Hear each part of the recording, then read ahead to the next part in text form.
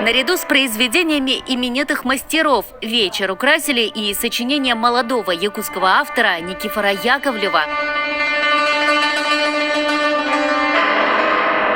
Одно из них «Гром» будоражит не меньше, чем настоящий. Я учусь в Московской государственной консерватории в композиторском факультете на 3-м курсе. И я долго-долго не мог определиться с названием, и вдруг меня как-то осенило то, что это гром.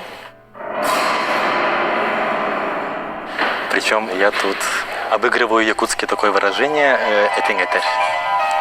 Если перевести дословно, это «гром говорит». И у меня в произведении этот гром плавно переходит в речитатив. И мне было интересно это взаимодействие, кому он говорит. У нас, как известно, есть разделение на миры. Среднему миру, что он пытается сказать, какой посыл.